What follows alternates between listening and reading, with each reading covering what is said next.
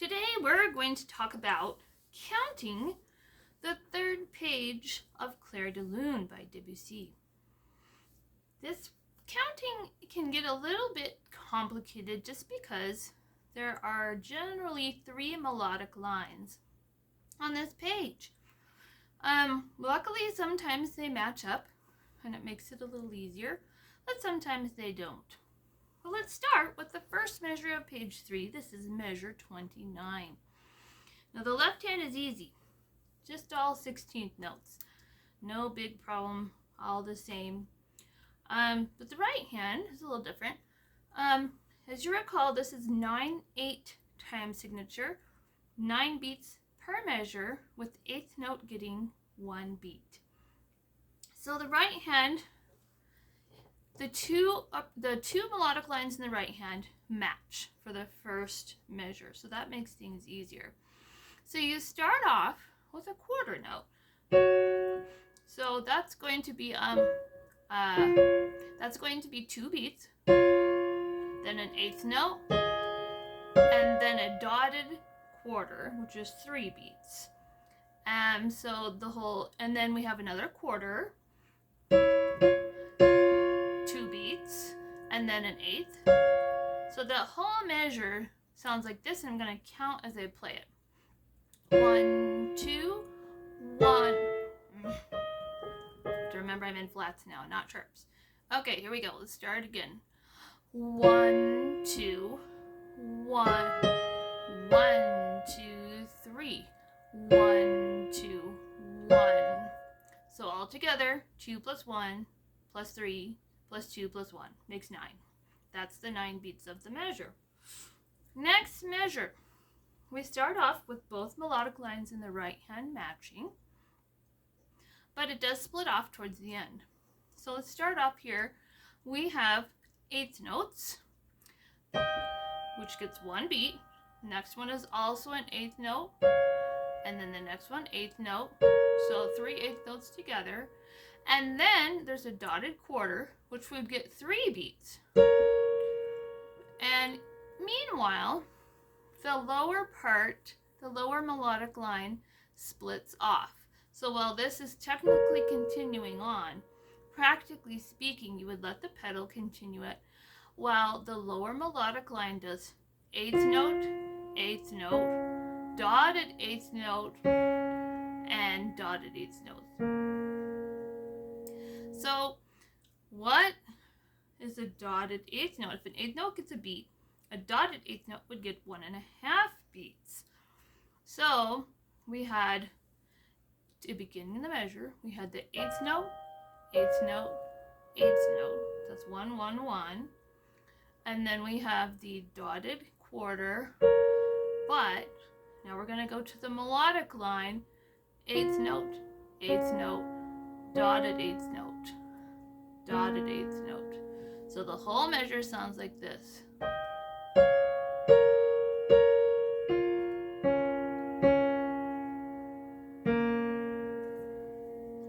And it helps because you can match it up to the 16th notes in the left hand. That really gives you kind of a tick mark to know when does the right hand go if you're not sure. So yeah, again, in this measure, it's all 16th notes in the left hand. Now, third measure of the page, measure 31. It's relatively simple. The top melodic line has a dotted half note, 6 beats. 1, 2, 3, 4, 5, 6, then a quarter note, 1, 2, then an 8th, 1 beat, 1. 6 plus 2 plus 1. 1, 2, 3, 4, 5, 6, 1, 2, 1. And actually the next measure does the same thing. 1, 2, 3, 4, 5, 6, 1, 2, 1. Now the other melodic line, okay, it's a little bit complicated. Okay, the left hand is doing the 16th notes again, right? And your right hand is helping because you're letting the pedal continue that earlier, longer note.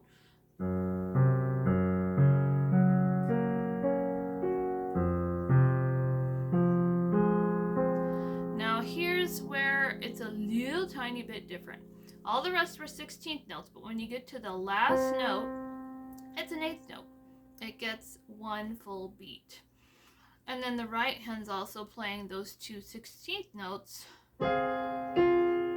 So your right hand has the 2 notes, while the left hand is playing 1/8 note.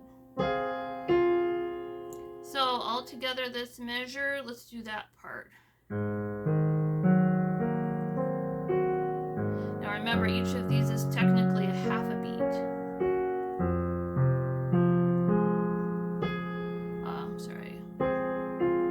Right. Now, if we put it all together, then we'd have those upper notes also.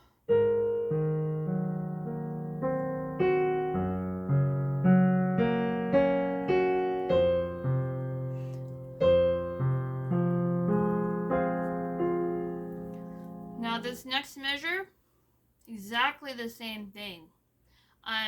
It's even the same notes. So yeah, measure 32 is exactly the same as measure 31. Let's go to measure 33. Measure 33 is interesting. There's 3 melodic lines, but only one of them adds up to 9 beats. The other 2 only add up to 7 beats. So I made some inquiry, and evidently Debussy was known for sometimes breaking the rules of composition, and this is one place where he did break the rules. So 2 of his melodic lines don't technically add up to 9 beats, but you just play them as 16th notes, and it works out. So our top melodic line, of course, we start with our G flat. This is a dotted quarter note. It gets 3 beats, and it is tied to a 16th note, which is half a beat. So we basically count 1, 2, 3, and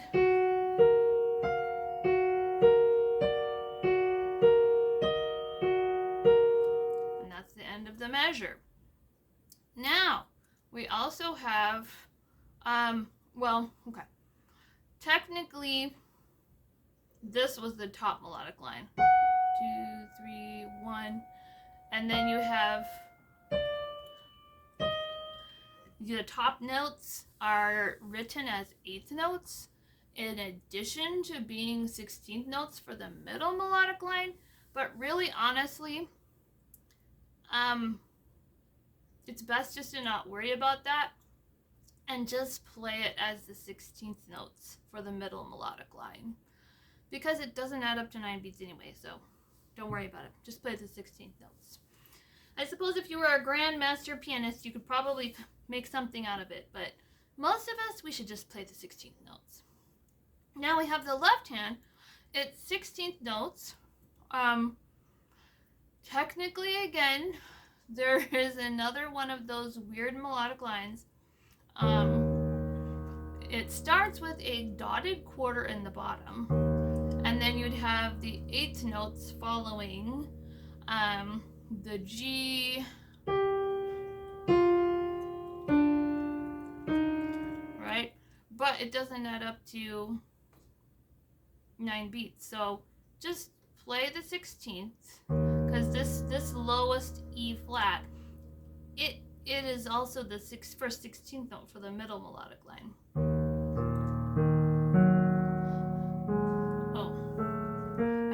Gotta do this right. Yep, and those are all 16ths, and then we have 8th notes, technically. But you'll notice, if you look at the music, you're gonna notice that these 8th notes are matched up with 3 16th notes each. And if you were obeying the rules of music composition, that wouldn't work, would it? Because an 8th note here gets 1 beat.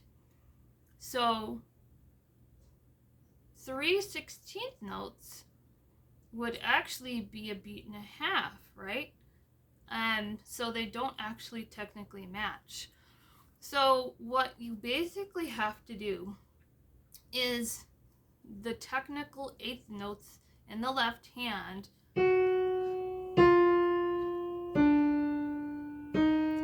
basically turn into dotted eighth notes.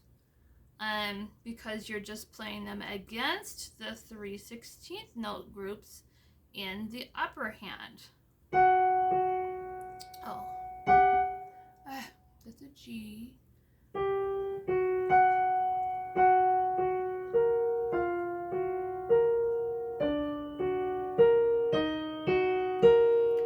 So that's basically what you have to do. So here, Debussy broke the rules. So practically speaking, you're holding that first dotted quarter note while you play these 16ths in the left hand. And then here is where the right hand starts its 16th notes, and you'll hold the left hand's eighth notes, but really dotted eighth notes.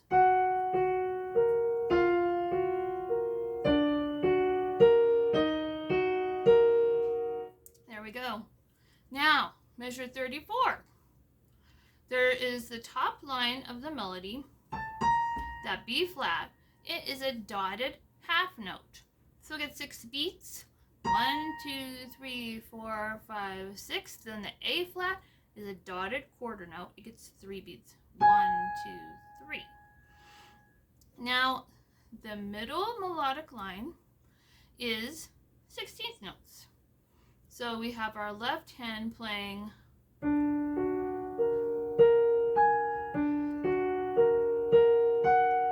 the right hand picks up the 16th notes again. Right, here we go with the next batch. And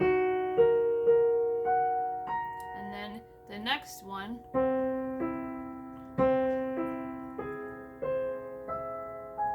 All 16th notes. Not hard, just metronomic. Now, the bottom melodic line is a dotted quarter, and then another dotted quarter, and then another dotted quarter. But how does it sound when we actually play it? Again, most of us, when we play this, we could hold that first D, and that is what we can do, right? Because it gets held for 3 beats, which would be the equivalent of 1, 2, yeah, it would be the equivalent of 6 of those 16th notes, right? 1, 2, 3, 4, 5, 6. And then the next one of the E flat. So it just gets held for all of the 16th notes, all of the 16th notes in that batch. And then here's the next one. We actually have a different note here to start at the beginning of the left hand. We have a C and the A flat. The A flat is the one that gets held during the 16th note group.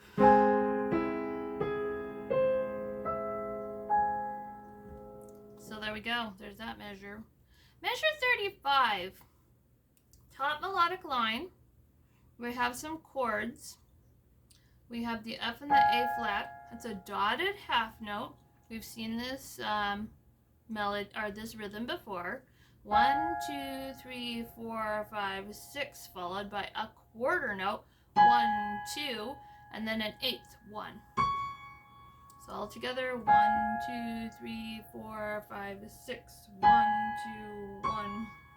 And the second measure, the next measure after this, measure 36, does the same thing. 1, 2, 3, 4, 5, 6, 1, 2, 1.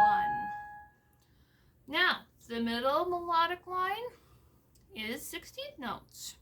And it's going to do the same thing as we did in measure 34. The first note is actually the first 16th note, plus it's also a dotted quarter note. So it gets held for the equivalent of the 6 16th notes that we're going to play. So, but practically speaking, you can't hold that one with your finger because you have to move your hand too much to go to the following 16th note, so you have to just let the pedal continue it. Same thing here, the F in this chord is technically also a dotted quarter note. And then here's this one, the A flat is also a dotted quarter note, but we can't really hold it. And then the right hand picks up from there. So it's the same rhythm as we saw in measure 34. Measure 36, same thing, exactly the same thing. Technically there's that dotted quarter at the bottom, but we can't hold it because we have to come up here.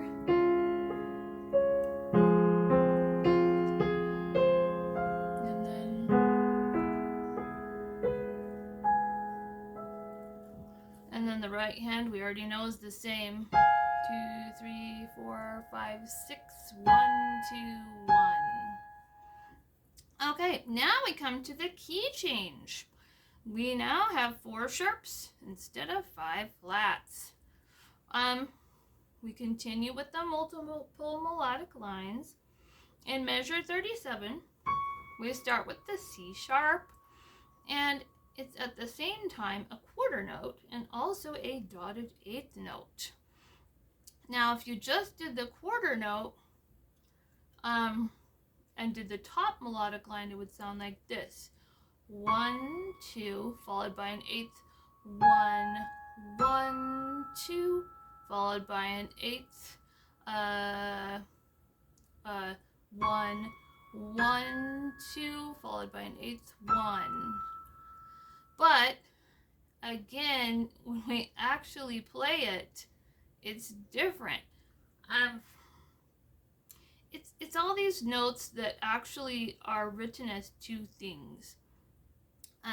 The 8th note in that melody I just played is also written as a 16th note for the middle melodic line. I've listened to some people play Clair de Lune who seem to be able to play so that you can hear all of the separate melodic lines distinctly, even though there's the same note serving 2 different purposes. I don't think I'm that skilled of a player, so I think most of us just have to make a choice to probably play the note as it appears as the shortest form in like the group of 16th notes, for instance, and not worry too much about it also serving part of another melodic line, because practically speaking, we're not skilled enough to make a difference with it. So let's think about the middle melodic line, since that's the one we're probably really going to practically count. So the middle melodic line here, we're still got the C sharp to start. This is a dotted 8th note, and so it's a beat and a half. Now, it's easier to count something like this. When you're getting into half beats, it's easier to just subdivide. And what we mean by that is you pick the shortest type of note you have. And just for the purposes of figuring out that little segment, that measure, you can assign the shortest note the value of 1. So for this instance, in this measure, the 16th note is the shortest note that we have. So we're going to assign it the value of 1. So if we start with a dotted 8th note, we can fit 3 16th notes into that dotted 8th note. So we're going to count 1, 2, 3. The following notes are 16ths, so they're going to go 1, 1, 1. And here we have another dotted 8th note, 1, 2, 3, followed by 16th notes, 1, 1, 1. And here's another dotted 8th note, 1, 2, 3, followed by 16ths, 1, 1, 1. So all together this sounds like this. 1, 2, 3, 1, 1, 1, 1, 1, 2, 3, 1, 1, 1, 1, 2, 3, 1, 1, 1. So that's that middle melodic line. So we're really practically going to be counting. Now the bottom line, we have, well, okay, it's actually divided kind of into two melodic lines in the left hand. We have the very bottom one, right? We play the C sharp and the B together. Technically that B is a dotted quarter note, so it would get held for 3 beats according to the time signature, while the upper part goes on. So, right? So the C sharp is a 16th note, and the B is a dotted 8th and gets held. And you can kind of hold it with your pinky while your upper fingers go on with the following 16th notes. And then this B is a dotted 8th. Again, we can subdivide. So if we assigned a value of 1 to a 16th note, it would sound like 1, 1, 1, 1, 2, 3. And we're going to do it again here with the next chord, the C sharp and E. Technically the C sharp is held, it's a dotted quarter, and we're going to do the upper notes, same rhythm as we just did, 1, 1, 1, 1, 2, 3. This is one reason they have you play the bottom 2 notes with the 5 and 4 fingers. So you can hold it while you go on, but you can't necessarily if you follow the fingering here. Depends on how big your hands are. So this next one, we have the E and the G sharp. And we'll hold the E while we go on with the 16th notes in the G sharp. 1, 1, 1, 1, 2, 3. Okay? Now, of course, we're pitting that against the right hand, but it's not too difficult, really. You can kind of see how it lines up.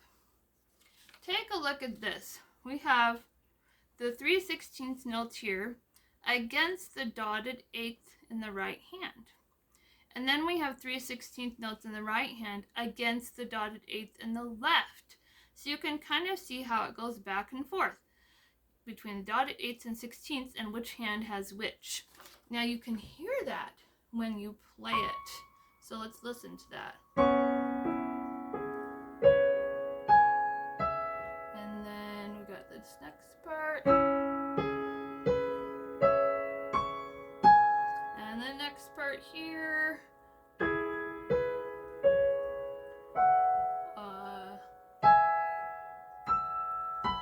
So you can hear it makes a neat sound because you're switching which hand does what. And I like how he did that. Now the very last measure, we're going to go back to, have we done exactly this before? Yeah, we kind of have. Okay, so the top melodic line, we start with that high G. It is a dotted quarter note. So technically it gets 3 beats according to the time signature. 1, 2, 3. And then the F is a dotted half note and gets 6 beats. 1, 1, 2, 3, 4, 5, 6. F sharp. Now the rest of the notes, we have 16th notes in the middle melodic line that are simple.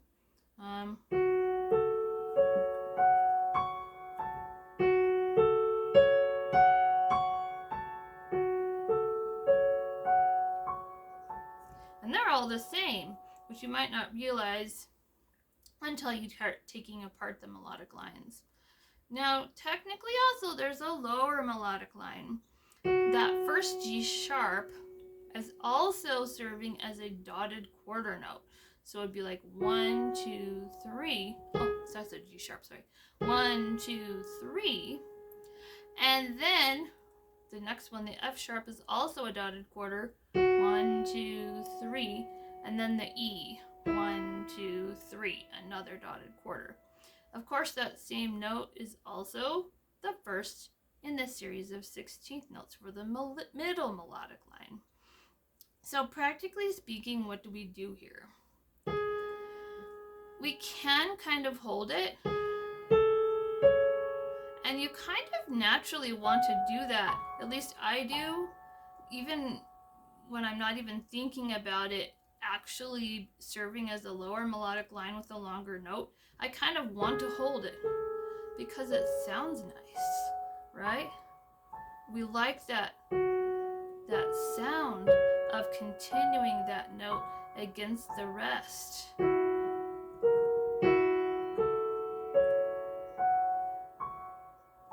So yes, there we can continue to hold it. Our fingering does allow us to do it. So I'd say go ahead and hold that first note in the left hand on each of these little figures. So hopefully that's helpful on helping you count the third page of Clair de Lune. Enjoy!